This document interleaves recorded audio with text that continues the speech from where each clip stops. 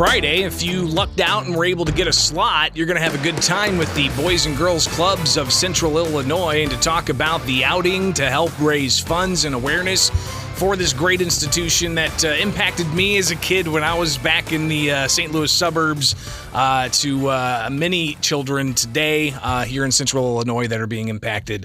To talk about that and more is Tiffany Mathis. She is the CEO of the Boys and Girls Clubs of Central Illinois. Thanks for taking time with us this morning. Thanks for having me back. I'm excited. How excited are you for Friday? Because I'm super excited. It's going to be a big deal. Oh my gosh, super excited. We've been sold out for like 3 weeks. Thanks to our appearance here on this show, really getting the word out. But people are really excited, and we have a wait list. People are hoping that folks, cancel on Friday. I might be one of those. I don't know. I think I'm going to come and crash it. I'm just going to show up. I can't golf, so maybe I'll just hang out and watch. You're more than welcome to hang out. But yeah, people are like, please call me if somebody cancels like day of. We will come out. So I think that's really cool that we've sold out. And really excited because we have a golf cart again this year to give away. So we're going to be, selling tickets for that. We probably won't reveal the winner until closer to our gala. But yeah, I'm excited that we have that pretty sweet ride. So this, of course, is a huge event for the Boys and Girls Clubs of Central Illinois. As far as a fundraising event, is there ways people outside of this can help donate to the Boys and Girls Clubs of Central Illinois? Yeah, absolutely. Summer's around the corner, so we're also cognizant that summer camp's going to be happening and snacks need to be purchased and supplies and different things. So, if people would like to donate, you can always go to our website, which is www.bgccil.org/donate, and you can make your donation online. It's hilarious. It's always funny to see who's listening because I literally just got a message from somebody that said, Bishop, I can't make it Friday. You can have my foursome.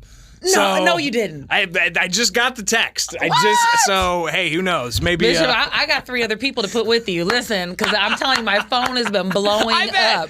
You and I will be in touch later on to work out the particulars, and I'll have to touch base with. Yes, if you can make it Friday, I need to know because people, like I said, it's phone all hours of the day. Well, look at the forecast. Sunny skies, a high of 87. Thank you.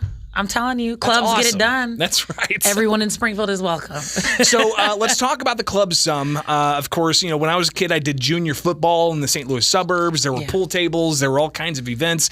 Talk about the different array of things, and not just one club. You've got clubs all throughout the region. Yeah, we have grown to 22 locations in total, and 21 of those 22 locations are school-based, and we've expanded into the Jacksonville School District. So really excited about that, and even as far out as Murrayville, Woodson, we have a program out there. So, it's been rapid growth for us since November 2020, and I think to be able to thrive in a pandemic says a lot about our organization, a lot about our board of directors, and a lot about both the Jacksonville and Springfield community, really welcoming our programs and seeing the need for students to have support. So, when it comes to, basketball or tap dance, all of our sites look a little different depending on what the focus of that location is. Mm-hmm. We have a very robust program at St. Pat's School, for instance, with our site director, Ms. Sheila. And she's been in the game a long time, and she does a phenomenal job.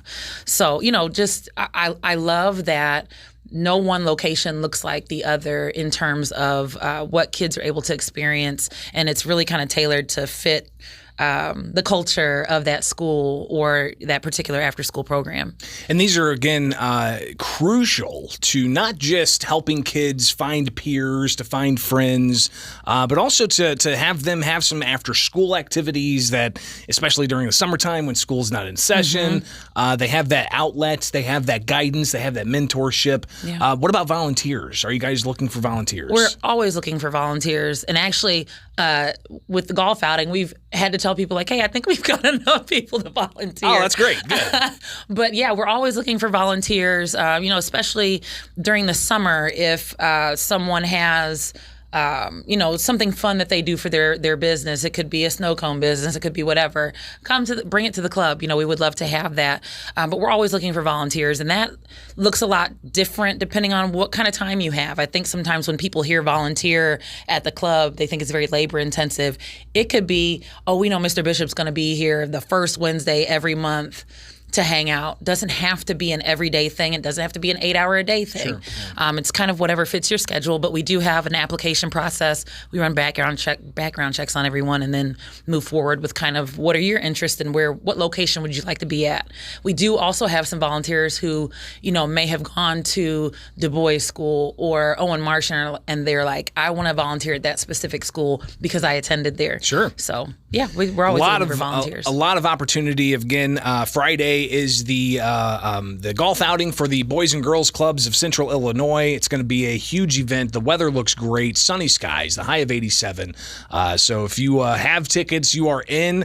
And at least one person says they can't make it, so I might be able to take their golf cart. So we'll see if we can line that up. Yeah. But Tiffany, let's talk briefly here in just a few minutes we got left here. Youth Empowerment Zone. That was something that came up at the Springfield City Council meeting, a new building purchased. Mm-hmm. I talked with Alderman Sean Gregory earlier talking about the importance of collaborating with all of these different groups and Boys and Girls Clubs being one of those he mentioned. How do the groups collaborate and do we have concerns about not necessarily stepping on others' toes, but maybe diluting certain services that are being successful right now? Well, I think anybody that's been a nonprofit for a long time, I think our biggest frustration is duplication of services. So things will spring up all over the place, and you're kind of like, hey, did you know that was already going on over here?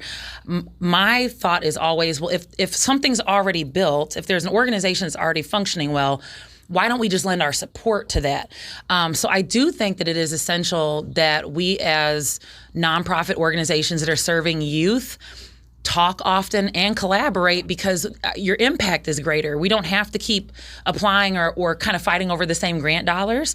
If someone runs a really awesome program, I would much rather be like, okay, well, let's send our kids there. And like I was saying kind of on our break, the YMCA has a robust sports and athletic program. That's not something that we need to do. Now, back in the day, Boys and Girls Club was kind of like your hub for sports. Right. But time has changed. So I prefer to collaborate, and we work very closely with the YMCA to send our kids there.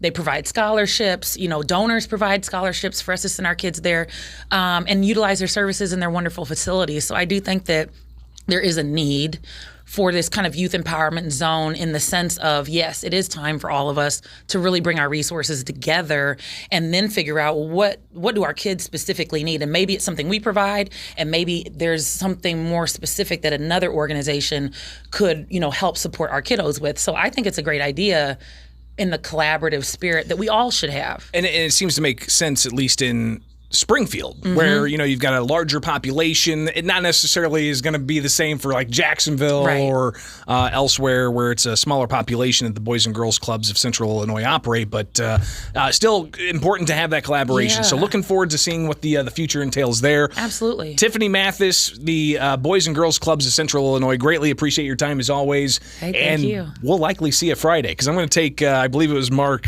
who told me that he can't make it Friday. Well, wonderful. I'm sorry, Mark, but wonderful to have you. And I do want to say we just really appreciate LRS as our presenting sponsor.